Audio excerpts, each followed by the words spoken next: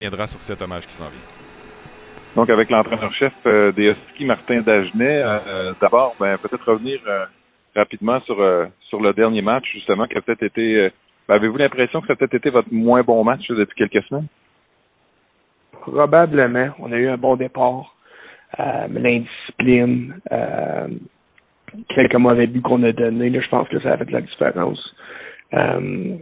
Je pense que ça se compare pas à la façon qu'on joue au début de l'année, mais ça faisait quand même un bon 5-6 semaines là, qu'on n'avait pas joué un mauvais de même. Et justement, depuis ce match-là, est-ce qu'il y a des choses sur lesquelles avez-vous l'impression qu'en pratique, est-ce que vous avez eu une bonne semaine? Je pense qu'on a travaillé sur non seulement certaines choses qu'on veut changer dans notre jeu, mais aussi sur l'aspect mental là, de la game, là, de montrer un peu plus de constance, d'essayer de jouer de la même façon. Peu importe l'adversaire de l'autre côté. Je pense que c'est vraiment un défi là, pour nous présentement là, comment je pourrais dire ça, de vraiment jouer la Husky game, que ce soit contre une équipe qui est en dernière position ou une équipe qui mène au classement général. Puis c'est quelque chose dont on a parlé cette semaine, puis qu'on va continuer à travailler sur ça. Les Wildcats de Moncton, ce soir, c'est une équipe que vous avez affrontée à la maison. Vous aviez joué même un bon match contre eux, là, un match finalement qui avait été à sens unique. À quoi vous vous attendez maintenant ce soir contre eux? C'est certain qu'ils nous attendent là, quand ils sont venus à Rouyn-Noranda. Il leur manquait quand même beaucoup d'éléments clés.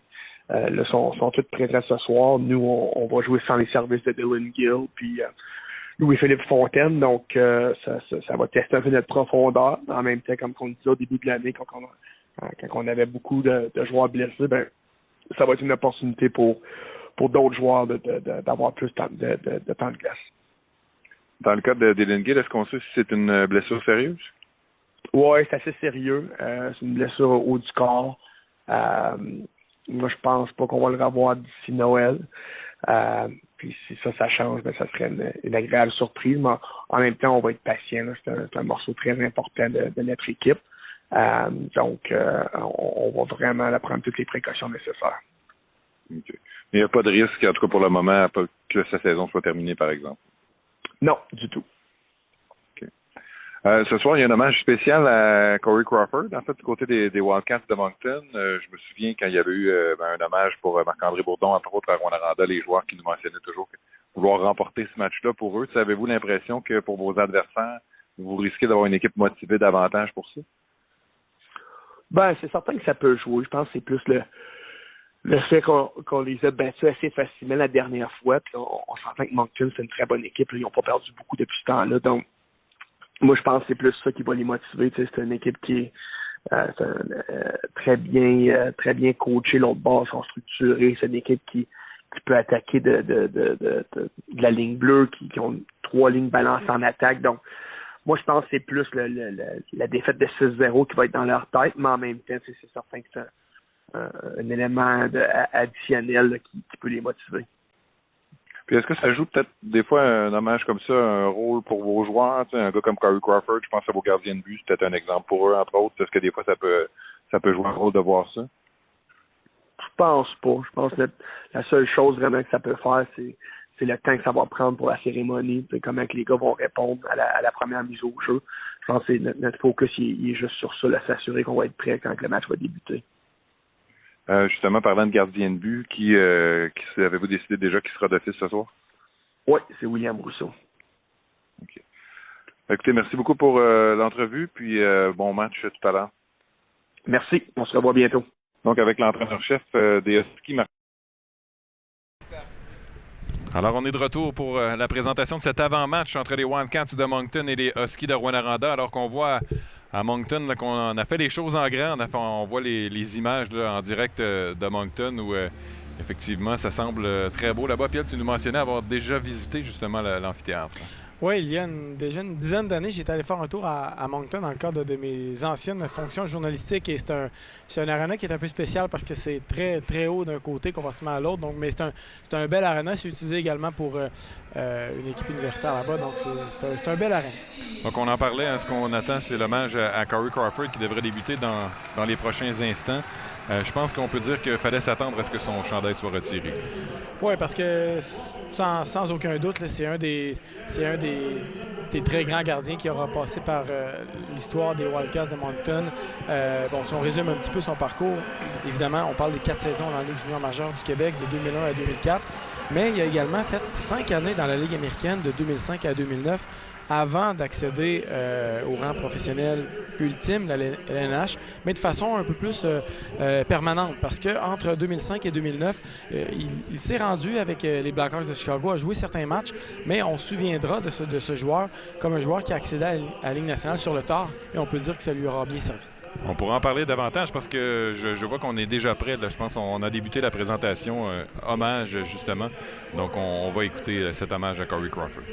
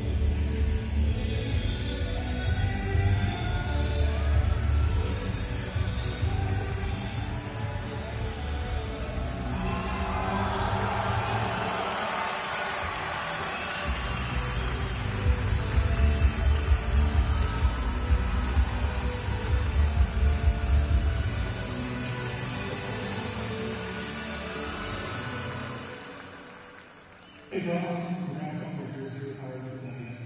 Couldn't think of a better guy for it to happen to. And what a career he had.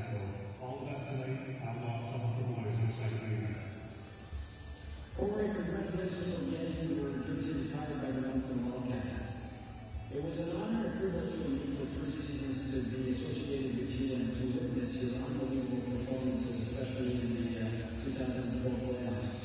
Now that I'm older and wiser, I realize that I was witnessing greatness on a daily basis. To have seen the career that you've had in the NHL was not a surprise to me. I really thought that you were going to be a superstar, and you turned out to be one of the best goaltenders of your era. Corey, you've earned every bit of this great honor. You're now entering the legend circle of the Moncton Wildcats and the Quebec Navy Junior Hockey League. You've truly earned it. Congratulations, enjoy the night, and enjoy your future time. Salut Paul, gardien numéro 11 des Wildcats Moncton. Je ramène le 16 ce soir pour le traitement changeant et je te dis avec moi c'est un privilège pour moi de t'entendre dans la finale. Thank you, Mr. Irving, the Wildcats organization for honoring one of the greatest players this franchise has ever seen. Je veux vous remercier à faire ma carrière avec le plaisir de vous aider. Mon talent, mais surtout ton talent, on a tellement d'équipes qui de façon constante dans le changement de greatness à la chanson. Sur une carrière exceptionnelle dans le national à de 2 coups de semaine et tout le succès que lui nous a rapporté à l'heure. Profite bien de ta soirée, ta famille, j'espère qu'on aura une chance de se revoir aujourd'hui. Félicitations. Well, let's send a huge congrats on the amazing career you've had for being the first Wildcat to ever have their jersey retired. What a huge honor and so well deserved. All the best. Hey, Porter, it's really I just want to take the name and pretty good actually. I remember a few things from playing with you as a 17 year old kid. Well, first of all, I remember being pretty excited when I scored one in practice because it happened all the time. Two, I remember in Halifax, that one time I got so mad and Stu was getting the crowd. I think he got fucked into it, I think. No, I remember being really a great person and very thoughtful. I remember being invited, as your first team out of the way, like me to visit your place at Ideal and sit for supper. It was very thoughtful of you. I remember enjoying it so much that as soon as we left the throw, I actually moved into that. So that's how good the supper was. Now, once again, congratulations. You should be proud of yourself. And I hope you have a great time with listening. April, congratulations on that special night. Having your jersey retired in Moncton is your honor. I wish you all the best for the evening. You were probably the best goalie I ever got to coach and you're a very person here. So again, have a great night. Thank you. It's been a great career, and this is a real honor for you and the entire family. We love you. Congratulations, Corey. I'm so proud of you. It's amazing to be here. To see you. Number one. Oh, you know me. I'm going to cry. Just very happy for you. We love you.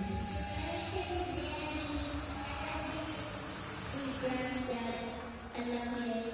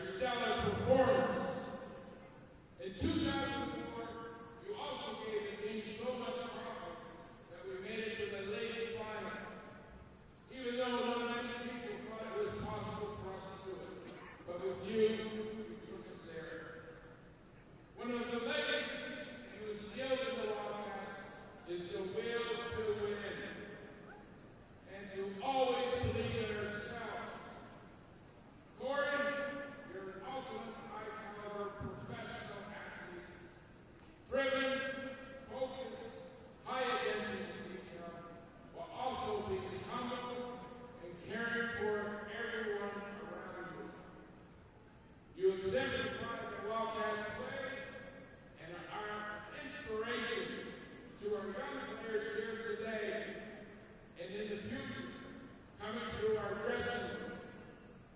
On behalf of everyone in our organization, our fans, who are the greatest in our community, congratulations on an amazing career. Really, great protection. Corey, great to have you. And please come and to accept some gifts from our team.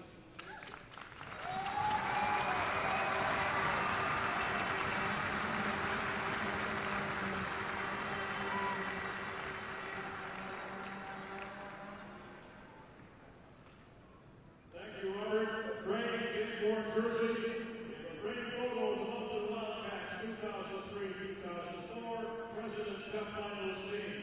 From the Moncton Wildcats, Team President Robert Irving.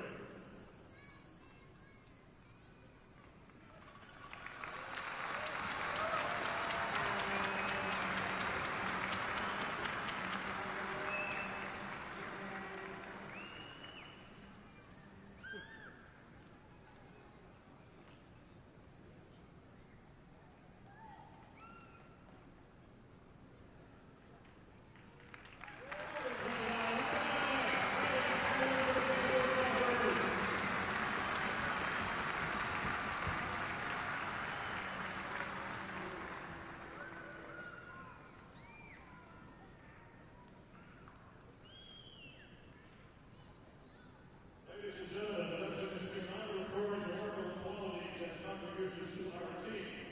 We will be establishing the Corey Crawford Wildcat of the Year Trophy.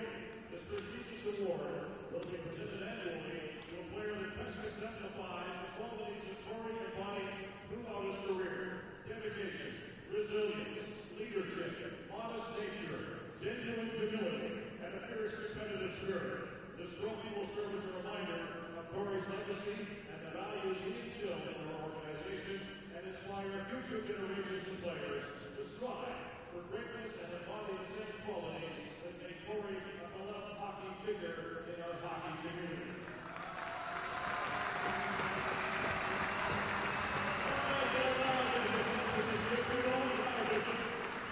Ladies and gentlemen, that's the mission. Please join me in giving a big round of applause to the man of the hour, Mr. Corey Crawford.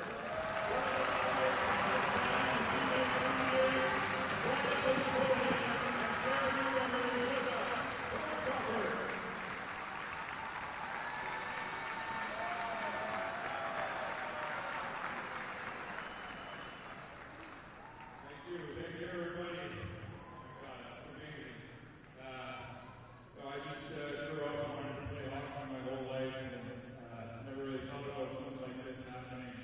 I'm extremely proud and honored to have the 29 hang from the Raptors tonight.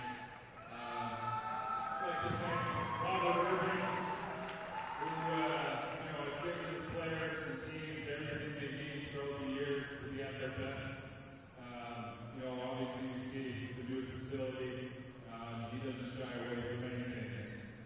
Robert's been great. He set the bar for how a franchise should be for junior, any hockey team. Robert is also had a lot of good people around the team. The trainers, coaches, the right people to help us along the way. I just want to thank the trainers, coaches, friends meant a lot to me throughout the years. He showed me not just on the ice, but how to become a professional. And I thank you guys a lot.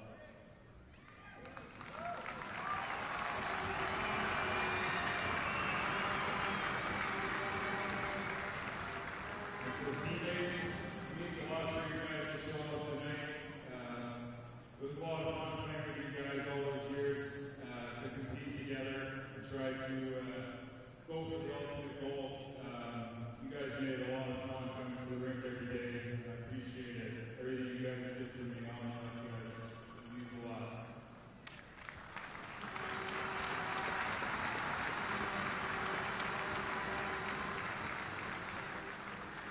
We have the Billet families. I stayed with two families with my time here in Moncton, the Bayan Boars and the Lamas.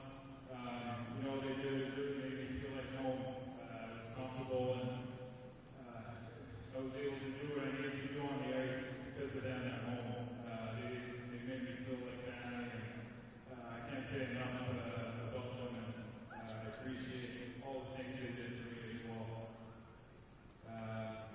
also want to thank the late Asian, Gilles Lupien. He passed away a couple of years ago, and there's a guy that played in the NHL for a long time. He showed me the ropes. He showed me how to get professional as well. He did so much for me throughout my career, and we need those people to get where I went. I just want to say thanks to Jill and his son Eric. They really meant a lot.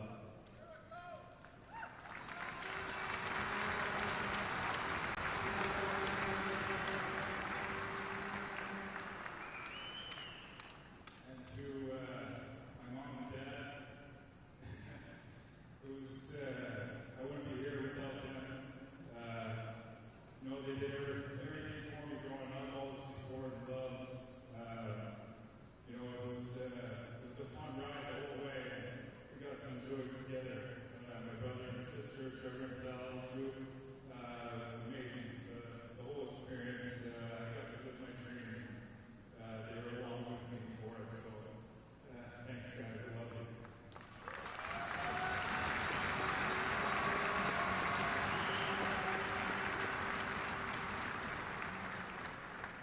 I was lucky enough along the way to playing hockey. I got to meet my beautiful wife, Christy. Now we have 3 boys from the Burke family. And Christian.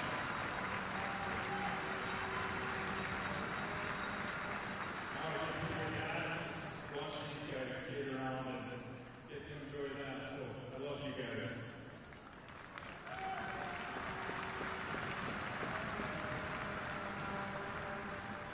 Moncton was a great place to play hockey. I'm really proud to have been a Wildcat. And I just want to say thanks to the city of Moncton. The people have always been awesome. Enjoyed my time here. You guys were great. Thank you very much. It's amazing. Thank you.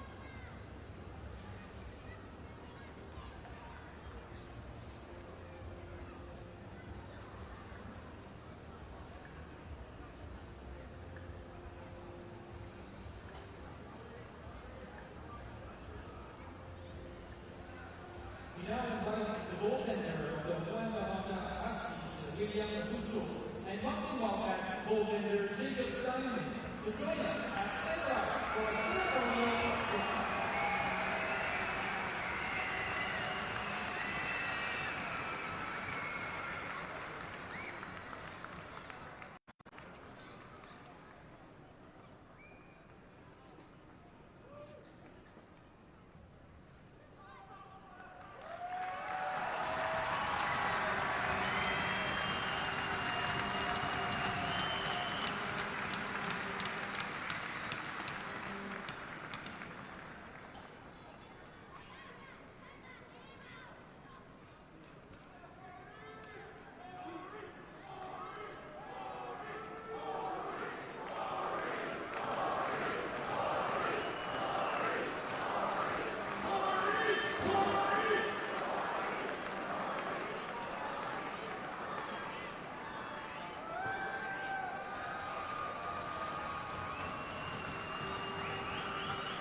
Maintenant, levez s'il vous le pouvez, en main vos chapeaux pour notre hymne national interprété par Chloé Godet avec Lyndon Steeves. Now, please stand if you are able, remove your hats. Alors qu'on interprète l'hymne national à Moncton, on va être sur le point de débuter ce match entre les Huskies et les Wildcats de Moncton. Alors qu'on a pu voir cet hommage au gardien de but Corey Crawford. On en parlait, Pierre, en émission d'avant-match, justement, hommage bien mérité. Là, je pense qu'il y a de nombreux éléments de la carrière de Corey Crawford qui peuvent être soulignés. Oui, absolument. Et ce qu'on disait tout juste avant d'entamer cet hommage-là, qu'on espère que vous avez apprécié. On a vu des discours qui nous semblaient relativement enflammés. Oui, et on s'excuse d'ailleurs pour ceux qui le son était peut-être pas nécessairement très bon toujours. C'est quelque chose qu'on ne contrôle pas là, ici, à partir de Rouyn-Noranda. On pensait qu'on aurait un peu plus accès au micro. Donc, on espérait que vous ayez pu capter là, les moments les plus importants, ou en tout cas, au moins, on a pu capter l'émotion qu'il y avait sur place, ça, c'est certain. Donc, on disait que Crawford est arrivé de façon permanente dans la Ligue nationale à 25 ans. Il s'apprêtait à avoir 26 ans. Et c'est un peu ce qui a marqué son parcours et ça l'a peut-être servi parce que dès qu'il est arrivé dans la Ligue, il s'est mis à obtenir des statistiques et des résultats qui étaient impressionnants et dignes d'un gardien avec une équipe qui était aspirante là, dans les années qui allaient suivre à la Coupe Stanley. Et on aurait dit un peu que les Blackhawks ont utilisé la stratégie des Red Wings de Détroit parce qu'on a gardé Corey jusqu'à 25 ans en Ligue mineure, a eu 5 ans, donc énormément de départs pour se perfectionner. Parce qu'on parlait de ce joueur-là, et c'était sur un article aujourd'hui de notre collègue, si on peut l'appeler ici, Nicolas Richard, sur la RDS.ca, qui avait parlé à son ancien entraîneur, parlait de Corey comme un joueur qui était très, très bon techniquement dans le junior, mais dont l'esprit combatif était à parfaire. Et c'est un peu ce qu'il a réussi à faire au cours des années subséquentes, évidemment dans ces 4 années de junior qui ont eu des très très bons résultats également, mais spécialement durant son passage dans la Ligue américaine. Et là, dès qu'il est arrivé dans la Ligue nationale, tout de suite, il s'est mis à avoir des bons résultats. Première saison avec un bon nombre de matchs quand même. 917 de pourcentage d'arrêt, qui pour un gardien recru est exceptionnel, évidemment. Et par la suite, est redescendu un petit peu à 909 et par la suite, il a eu 6 saisons consécutives de plus de 917 en termes de pourcentage d'arrêt. Donc ça, c'est ce qui fait, et ces chiffres en fait traduisent cette réalité du fait que Corey Crawford a été un des gardiens dominants de la décennie 2010. Ces 2 trophées Jennings, ces 2 Coupes Stanley viennent confirmer ce que je vous dis à l'instant. Mais le fait qu'il a passé beaucoup de temps en Ligue américaine, spécialement pour un gardien, on l'entend parfois, le développement est un peu plus tardif. Les défenseurs, c'est la même chose aussi. Dans son cas, c'est peut-être un petit peu plus tardif que la moyenne, mais il est arrivé dans la Ligue nationale comme étant un joueur qui était déjà bien implanté. Ah, mais puis contrairement justement à des attaquants qu'on voit arriver dans la Ligue nationale à 18, 19, 20 ans, ça arrive jamais ou presque jamais pour un gardien de but là, de terminer, même pas terminer sa carrière junior, par exemple, comme on voit pour des attaquants. Je me souviens pas d'une fois où on a pu voir ça. Bien, si on prend l'exemple des Sabres de Buffalo cette année, par exemple, qui ont confié le filet à un jeune Canadien, ça fonctionne plus ou moins pour l'instant.